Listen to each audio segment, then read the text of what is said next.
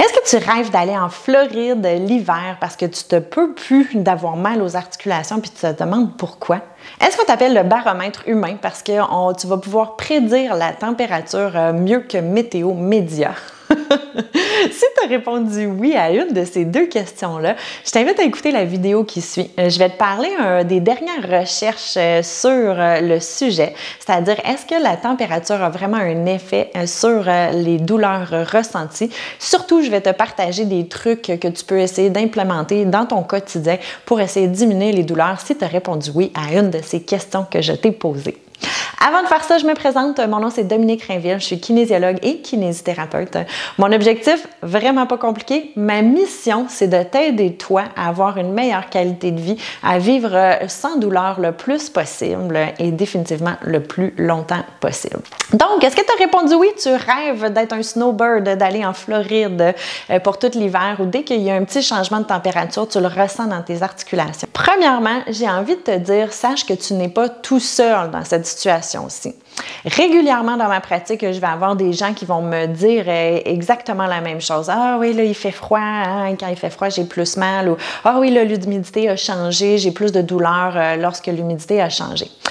C'est un domaine qui n'est pas évident. J'ai recensé différentes recherches qui disent différentes choses, mais dans les plus récentes recherches, ce qu'on réalise, c'est qu'effectivement, qu'il y a des changements, lorsqu'il y a des changements de température ou qu'il y a des changements de météo, il y a certains facteurs qui peuvent augmenter la douleur ressentie. Les facteurs qui ont été ressortis, c'est l'augmentation du vent, la pression atmosphérique, donc une baisse de pression atmosphérique et l'humidité aussi pouvaient définitivement augmenter la douleur ressentie. Ceci dit, la douleur est très, très personnelle à chacun. C'est-à-dire que les gens vont sentir différemment la douleur selon plusieurs choses. Hein. La douleur, c'est quelque chose qui est multifactoriel. Donc, c'est difficile de dire absolument oui, lorsqu'il fait humide et froid, les gens vont avoir plus de douleur versus lorsqu'il fait humide et chaud, les gens vont avoir plus de douleur. Chaque personne est différente. Puis, laisse-moi te dire que ce que tu ressens dans ton corps, c'est seulement toi qui le sais et c'est très réel. Je me fais souvent dire que les gens pensent que c'est dans leur tête, tout ça, mais ce n'est pas dans votre tête. Si vous le ressentez réellement, vous le sentez réellement. Ceci dit, il y a plusieurs choses qui peuvent avoir des impacts, donc on va essayer de regarder qu'est-ce qui pourrait avoir des impacts par rapport à la température ou autre. Donc, la première chose, le froid. Lorsqu'il fait froid, nous, on habite au Québec. En ce moment, c'est une belle journée de froid, justement, et de neige. Donc, lorsqu'il fait froid, la tendance qu'on va avoir lorsqu'on a froid, c'est de se contracter un petit peu pour pouvoir se protéger. D'ailleurs, lorsqu'on a un frisson, c'est exactement ça. Hein? C'est une contraction musculaire pour essayer de réchauffer le corps. La contraction musculaire, ce que ça va avoir comme effet, bien, définitivement d'enraidir le muscle et puis de diminuer la circulation sanguine qui va avoir comme afflux dans cette région-là. La contraction musculaire à long terme peut créer des douleurs parce que, bon, de un, le muscle tendu peut créer des douleurs, mais aussi le muscle est attaché par un tendon sur un os. Donc ça peut créer aussi des tensions parce que ça vient tirer dans les articulations et autres. L'autre chose qui peut arriver aussi, c'est que les vaisseaux vont plus être comprimés, que ce soit à cause du froid ou à cause de la contraction musculaire. Et puis ça va avoir un impact aussi au niveau, comme je disais tantôt, de la circulation sanguine. On aime que le sang circule bien dans le corps, dans nos muscles aussi définitivement, pour un apport en oxygène, mais aussi pour un apport de nutriments qui aident au niveau de la régénération des tissus et autres. Donc si un muscle est bien irrigué, souvent va être moins tendu, moins douloureux qu'un muscle qui est moins bien irrigué de par une certaine contraction, qu'elle soit volontaire ou non. Donc ça pourrait être une des raisons qui crée de la tension. Et ce qui arrive souvent aussi, c'est lorsqu'il y a ces changements atmosphériques-là, on va moins bouger. Encore une fois, je vous donne notre exemple à nous, l'hiver au Québec. Il fait plus froid. On bouge moins. Si on bouge moins, ben qu'est-ce qu'on fait? On a moins de circulation sanguine qui passe dans les articulations et pour toutes les raisons dont je vous ai énumérées tantôt, ça se peut que la douleur augmente. Lorsque nos fluides circulent moins, ça aussi, ça peut créer des douleurs. Je vous donne un exemple ou des raideurs. Les fameuses raideurs matinales, hein, le dérouillage matinal. Le dérouillage matinal arrive exactement pour ça, pour cette raison-là. On n'a pas bougé beaucoup, les fluides sont moins fluides. Donc, ça prend un petit moment où il faut bouger un petit peu plus pour refluidifier les fluides, mon Dieu, j'en dis beaucoup de fluides, pour pouvoir se dérouiller puis continuer à passer notre journée. C'est le même principe si on bouge moins l'hiver ou si on bouge moins lorsqu'il y a des changements de température, ben à ce moment-là, ça peut créer différentes douleurs qu'on va ressentir à long terme. Le manque de soleil! Ces changements atmosphériques-là, des fois, viennent avec moins de luminosité. Le moins de luminosité égale moins de sérotonine, moins d'hormones qui sont sécrétées, etc. Donc, ça aussi, ça peut avoir un impact. Le fameux blues de l'hiver, lorsqu'on a moins de luminosité, on a moins accès au soleil, on est plus fatigué. Lorsqu'on est plus fatigué, qu'est-ce qu'on fait? On bouge moins, on reste un peu plus morose. Notre état d'esprit a un impact aussi sur la douleur qu'on ressent. Donc, pour toutes ces belles, cette belle chaîne à réaction là, ça pourrait aussi expliquer pourquoi est-ce qu'on a plus de douleur dans ces moments-là. Donc, qu'est-ce qu'on peut faire pour s'aider avec tout ça maintenant qu'on sait que la douleur est bien là, qu'il y a des raisons, des explications pour ça? Qu'est-ce qu'on peut faire concrètement? Vous me voyez venir, la première chose que je vous suggère, c'est définitivement de bouger, d'amener quelque chose qui va faire circuler le sang dans votre corps, qui va même peut-être même vous rendre, je veux dire, un peu plus heureux. Trouvez quelque chose qui vous fait du bien, quelque chose qui vous rend heureux puis qui vous donne envie de sourire. Moi, c'est danser dans mon salon. Même s'il fait froid dehors, même s'il fait, c'est sûr que je vais danser dans mon salon, donc ça peut être une option pour vous.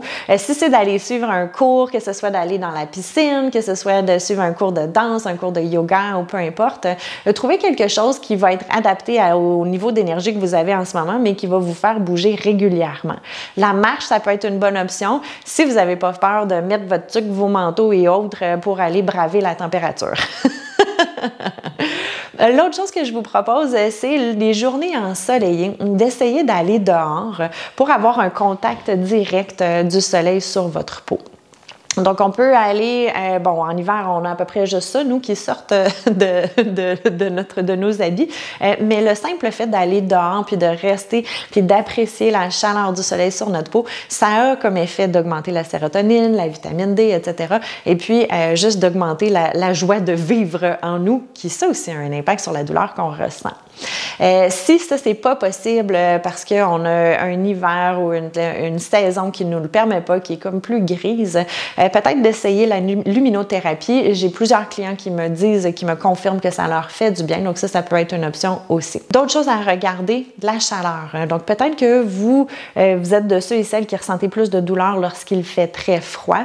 Donc de s'arranger pour être bien enveloppé, d'avoir de la chaleur, mais peut-être aussi d'aller prendre des bains chauds ou autres. Encore une fois, ça a comme effet de détendre au niveau musculaire et puis d'augmenter la circulation sanguine, chose qu'on le sait maintenant, aide au niveau du ressenti de la douleur. Deux autres points que je voudrais amener, c'est le sommeil. Lorsqu'on est fatigué, souvent on bouge moins, on est moins actif, on dort peut-être un peu moins bien. Donc ça peut avoir un impact aussi. Puis sachez que le manque de sommeil peut définitivement avoir un impact sur la douleur ressentie. C'est peut-être pas juste relié à la température, mais je voulais vous donner ça comme semer une petite graine chez vous, de voir si vous avez des difficultés avec le sommeil. Est-ce que ça a un lien avec la douleur que vous ressentez aussi? Puis moi, je le sais que l'hiver, des fois je bouge moins active, je dors moins bien aussi. Et puis finalement, de ne pas négliger l'hydratation. Avec les chauffages, le fait de rester plus en dedans, souvent on est peut-être un peu plus déshydraté. Donc de bien s'assurer de bien s'hydrater pour pouvoir garder notre corps plus fluide, on va dire ça comme ça, vu que c'est un mot que je dis pas souvent dans cette vidéo-ci. Donc, en gros, si vous ressentez des douleurs reliées à la température, la première chose que je vous suggère, définitivement, de trouver des solutions pour bouger, de trouver des choses qui vous donnent du plaisir, qui vous font sourire, que ce soit la danse ou autre, d'utiliser la chaleur, si c'est quelque chose qui vous fait du bien pour pouvoir augmenter la circulation sanguine et autres. La lumière, d'essayer d'avoir le plus possible la lumière du jour sur soi, mais sinon d'essayer d'aller vers la luminothérapie, de ne pas négliger le sommeil et de ne pas négliger non plus l'hydratation. Donc sur ça, j'espère que ça vous a donné quelques petits trucs pour vous aider à braver l'hiver et de peut-être pas dépenser tout votre budget sur des billets d'avion pour aller dans le sud au chaud. Si vous avez aimé la vidéo, faites-moi un petit pouce, c'est toujours encourageant. Puis si vous connaissez quelqu'un qui rêve d'être un snowbird dans la vie, n'hésitez pas à lui partager la vidéo. Si vous cherchez des exercices, des idées d'exercices exercices à faire faciles à la maison. Je vous invite à télécharger mon e-book de 5 exercices faciles à faire pour le bas du dos et autres. Et puis, on se retrouve très bientôt pour d'autres contenus ou d'autres exercices qui vous feront du bien, c'est sûr.